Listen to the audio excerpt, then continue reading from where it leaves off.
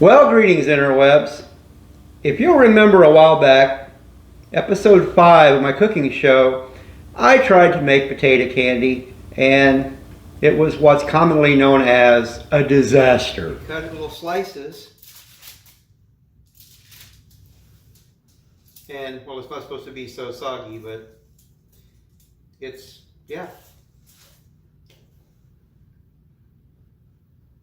This is way too soft, but it's really delicious. So, there you have it. Sort of potato candy. It's not quite the way it's supposed to be.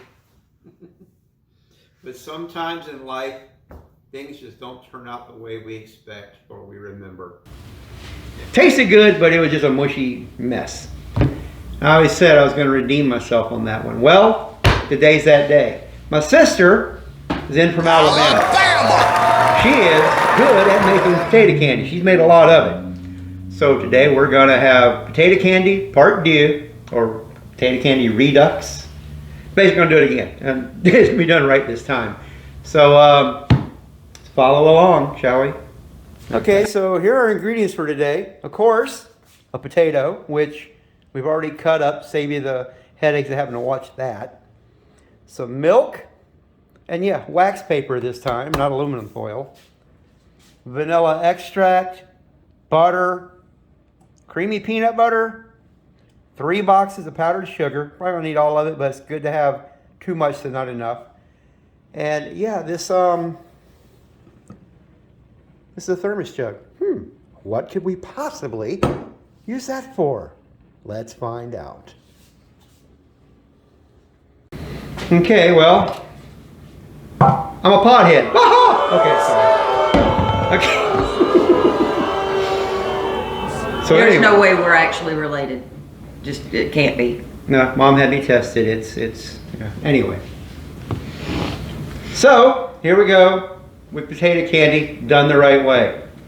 Okay. Walk us through it. So I've already cut the potatoes up, and if you watched the Brunswick stew video, you know I love this dice cut on the potatoes. So we just cut them up. One. You just cut up one potato. One potato. One regular sized potato, not the big massive monster I got.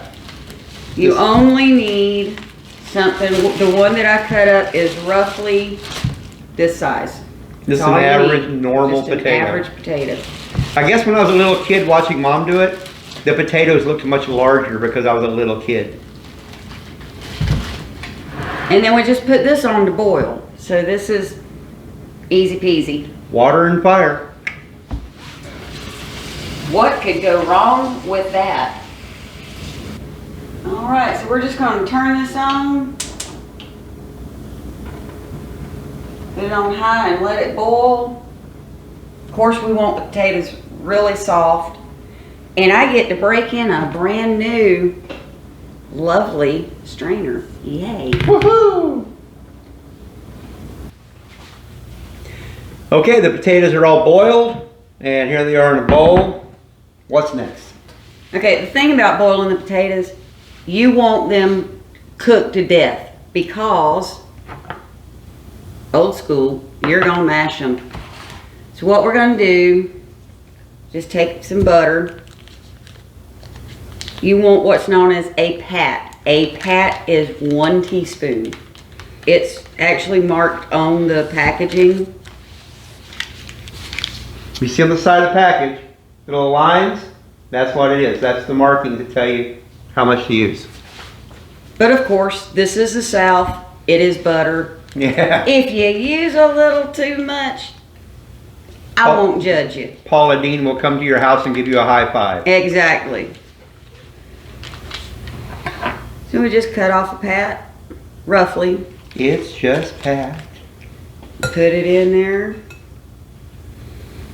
Not a stick and a half. Not a stick and a half, just a pat. That's all you need. I put almost an entire box of butter in my turkey for Thanksgiving. Well, that's turkey. That's different. Yeah. Keeps it moist. And then when I say a splash of milk, You can add a little bit more as you go if you need to. Pardon my French, but golly. And then you just... Yeah, already I'm seeing all the mistakes I made. Yeah, when he boned that one, I was just sitting at the house laughing, saying, how? I can feel the Alabama facepalm all the way here in Florida. You want to try to get it as smooth as you can. You know, if you're high tech and you have one of those hand mixers, more power to you. I have those, but electricity is beyond her. Yeah, we have moved out of the outhouse, you know. Yeehaw Jimbo. It is Alabama. Alabama! Okay, this is where the fun begins.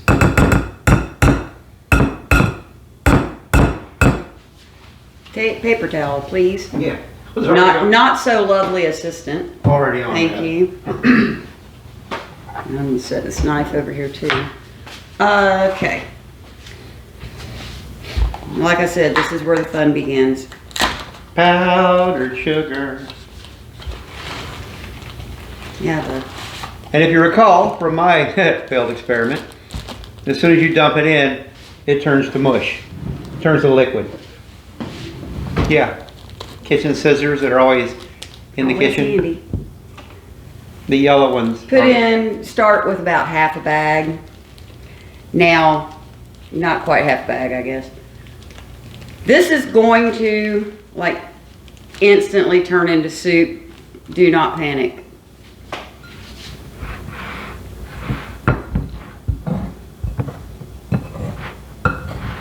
You might want to get me another spoon since I used...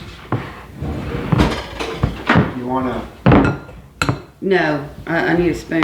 spoons? Big spoon? Yes, that works.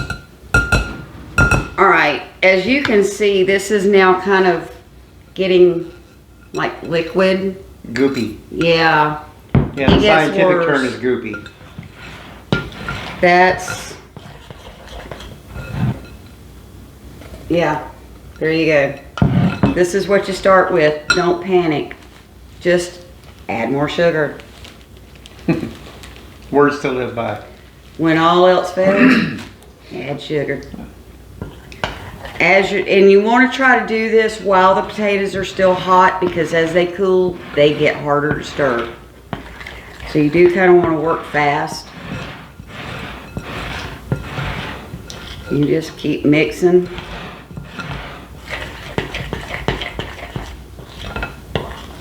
And we still have liquid. So, yes, more sugar. If you recall, I put in way too much potato. I had to go through 4 whole bags of sugar, and it was still liquidy.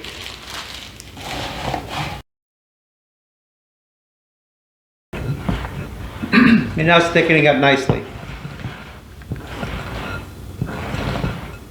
Yeah, it's still just a hair on the loose side, but you can tell we have consistency now. It's not just liquid. It's actually pretty good in just this form. But since I'm not making it for myself to consume, I'm not going to stick my fingers in it. You really do want it pretty dense. Because if it's, Kinda too like run- him, if it's pretty running dense. like that, when you go to lay it out, it's going to want to just kind of run. You want it dense so it stays when you lay it out. It stays in place. Mine eventually hardened up enough after sitting in the fridge. But you want it to be able to, even when warm, be thick enough to work with.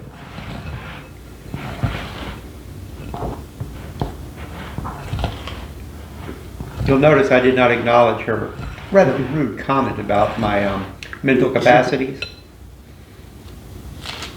It's because you're dense, you couldn't come up with something quick enough. No, there's that too. All right, you see, I'm just doing a little bit at a time. This is the point where you want to just a little bit, goes a long way. Here, burn some calories. But I don't lose my girlish figure.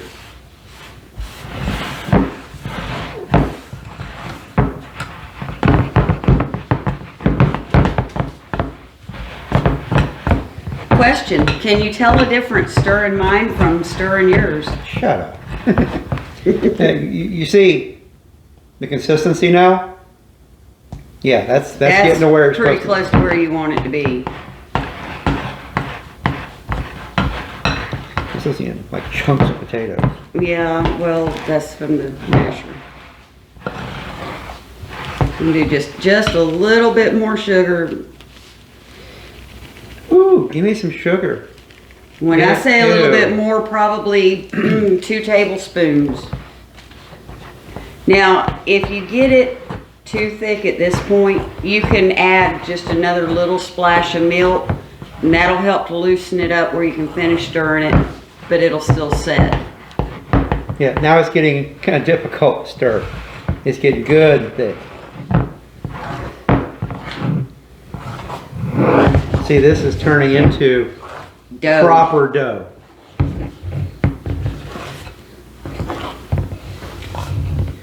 We try to stir, you know, scrape the bottom to make sure, you know, everything is mixed in properly.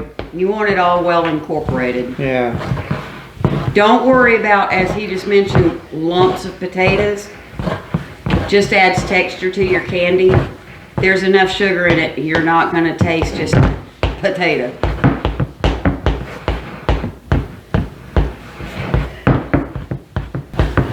Yeah, this is, okay, this, yeah. This, Yeah, that's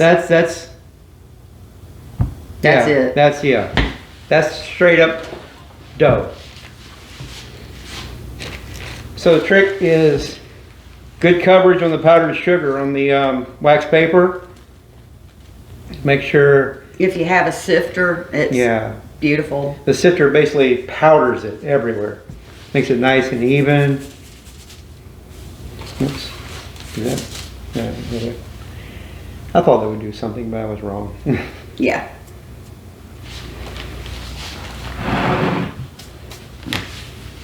Okay. You want to do a little confession? We just did one, and it wasn't quite thick enough. Yeah, the first one came out a bit runny, so I added a little more powdered sugar, and now it's really thick like it's supposed to be. Plus, I don't think there was quite enough powdered sugar on the bottom wax paper, so it really didn't. It was sticking to the wax paper. So between it being a little runny and the lack of sugar. This is going to be it. Yeah. I have confidence. This is the one. This is the winner. And how do you test it? Yeah, buddy. Eat no stick.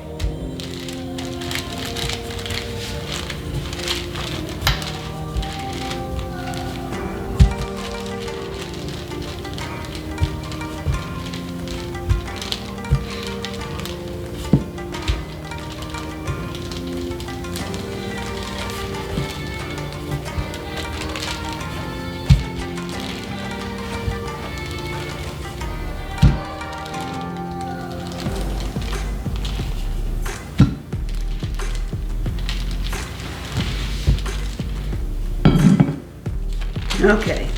Yeah, that's about the thickness that you want right there. And look And you see how it's just coming right off, no problem? Yay. That's how it's supposed to work. Now, let's try this again.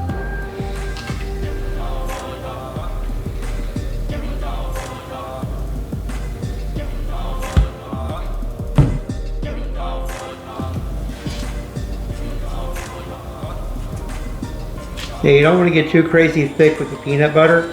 This is a very rich recipe. I mean, you see how much sugar's in it. And then you go add a whole bunch of peanut butter, and it's just going to be a bit much. You definitely want very cold milk to go along with this. You want to leave it slightly in from the edge. I just took that a little too far out. The peanut butter will actually push out of it, so. You're just going too far, man.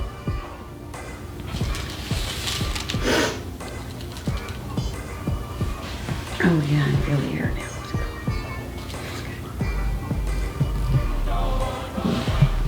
There's a vent, there's a vent. Everywhere a vent.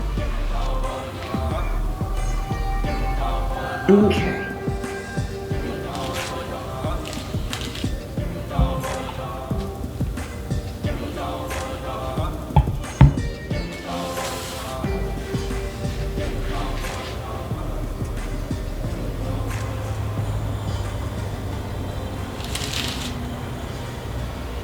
Okay, now let's see what we got.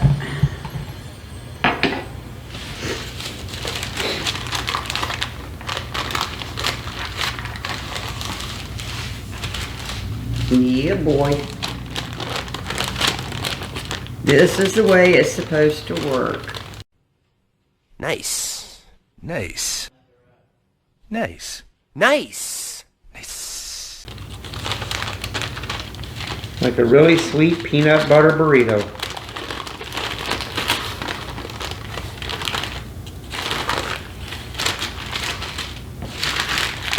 And you just lift that paper up and let the weight of the candy do the work.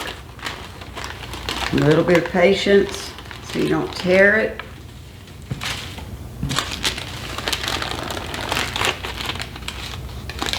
Now, do you refrigerate this before you chop it up? It is best to refrigerate it and let it set a little bit. So you can actually take your wax paper here that you just used, and you can see you've got a nice... It basically looks like a burrito. It basically looks like a burrito. You've got a nice roll here. Nice. Nice. Nice. Here's your wax paper that you just used. Fold it up. A lot of times I'll take a 9 by 12 cake pan, lay them down, or if you have a glass Pyrex, lay them down in it side by side. That way they hold their shape, and it's easy access in and out of your refrigerator. It will firm up as it gets cold. And then when you take it out, slice it into what I've always called coins, about 1/2 inch, 3/8 inch, or 3/4 inch thick. And this should make several rolls doing it this way. While she does that, we'll take a break while we get this finished and wait on it to cool and harden, and then we'll show you chopping it into pieces. Okay, we're wrapping up the last one. We had just a little bit left. You can see it's kind of small. And you can see we've still got quite a bit of sugar left. Almost a whole bag.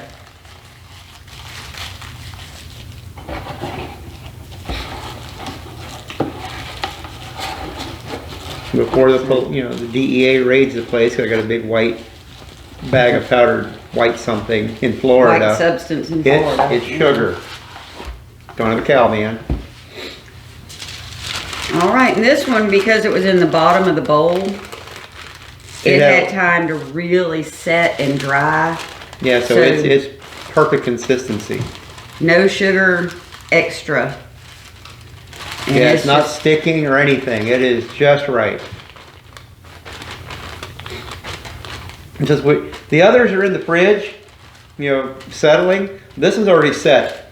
So we can go ahead and chop this one up and show you how that part of it works. You okay with that butter knife, or need something else? Yeah, the butter knife's fine.